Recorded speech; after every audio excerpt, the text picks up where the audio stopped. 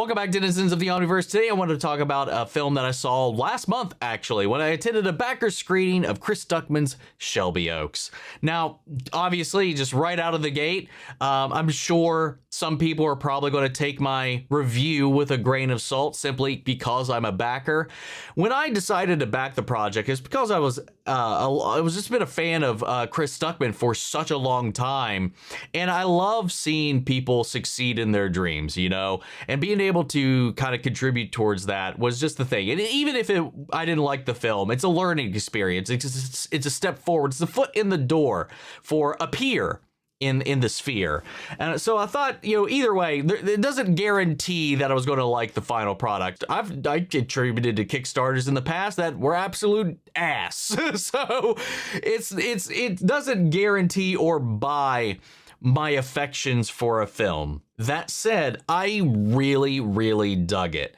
And I didn't even have a good seat, let's be honest, because and it's my own fault, to be real, because I sat down, I just had a 4-hour drive to go to Cleveland to watch this thing, because that was the closest screening for me, and I was starving. So we got a free popcorn just for attendance, and I'm like, dude, I need more than just that little bag, dude. I'm going to get me a big honking bucket. And I did, and it cost me primo seating. So like when I was watching the movie, I was in the front row, cockeyed like that, watching the movie throughout the entire runtime like that. And I did leave the film with a little bit of a kink in my neck, but I still really enjoyed it, man. It was very, very engaging. This movie is by no means groundbreaking. It's not an experimental film. It's not coming in here to reshape the landscape of horror or anything like that. It is going to remind you of other films. The way I see it is most certainly like a love letter to the horror genre. So much so that as the story unfolds, it transitions format and genre throughout the run of the film, almost maybe like 3 or 4 times. And honestly, I can understand the criticism that it might feel disjointed in that way for some people. I personally didn't feel that way because I thought the way the story kind of expanded upon itself as you get more information and as you move along made sense to make the transitions and leaps throughout, because it opens up almost as this like true crime mockumentary kind of style, found footage style, which is what a lot of the marketing is based on.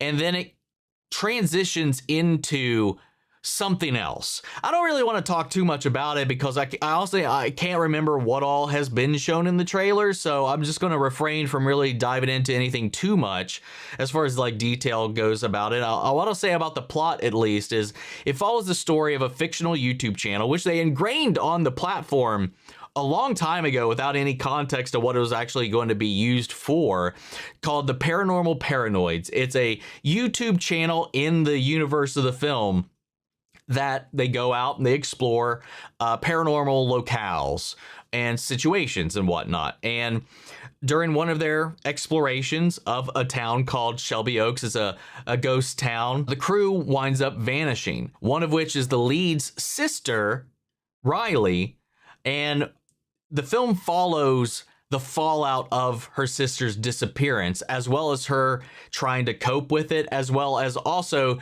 trying to see if there's anything that maybe got missed during the initial investigations. And it unravels an entire thing throughout the run of the film.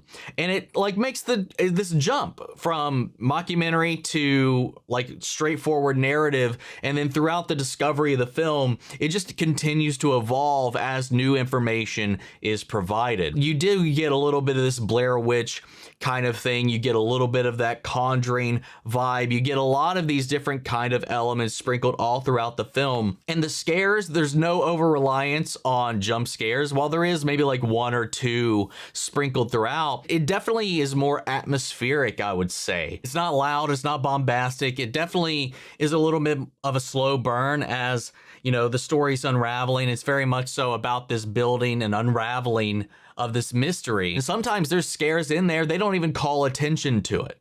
There's these little things hidden and sprinkled throughout the movie if you're just attentive or paying attention, and sometimes maybe you'll see something, maybe you didn't. And that's one of the things I had fun about watching it, and one thing I'm really kind of curious about rewatching it, because throughout the film where I was like, I don't know if I saw something or if I thought I saw something. It's going to make rewatching it, I think, a lot of fun. So I am really excited to kind of get back out there and give it another go whenever I have that opportunity. But I did find it genuinely chilling, genuinely creepy at times. I never found myself checking out throughout the movie. And then at the center of all of this is Camille Sullivan, who is delivering a powerhouse performance that this whole film like really does rely on, because she's at the dead center of this entire thing, and she does a phenomenal job. I looked at her filmography, and apparently I haven't seen anything that she's been in before. Apparently, though, she was in an episode of Supergirl at one point, but I can tell you, I flat out don't remember that.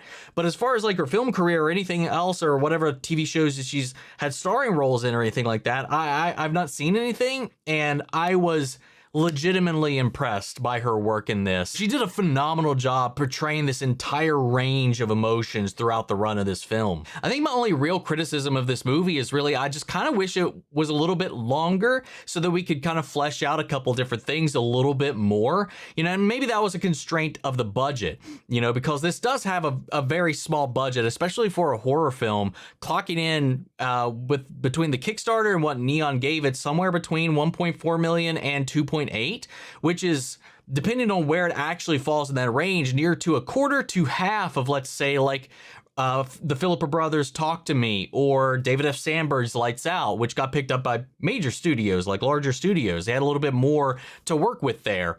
So maybe that was a limitation simply of the budget or time. I don't really know, but if in an ideal world, I think the movie could have benefited greatly from having a little bit of time between Riley and Mia pre-incident to kind of set up that relationship, and therefore feeling that vacuum of that loss a little bit more. I think Camille Sullivan's performance definitely sells you that history, but I think for the audience, it would have been nice to kind of see some of that. I'd also really like to have like maybe an expansion in the second or third act, maybe during the transition there, because once we get into the mystery of it, I feel like there's a lot of things still left kind of up in the air, left unexplored, rather, is probably a better way to put it. And we could have used some of that time to kind of flesh out some of that mystery a little bit more so that the ending could be even more satisfying. I do think that it's definitely worth a watch. Even if you're a little hesitant, definitely give it a go once it comes out on whatever platform it's going to be on. Definitely check it out. Also, if you check it out, let me know if you catch a little Easter egg in there. There might be a little familiar handle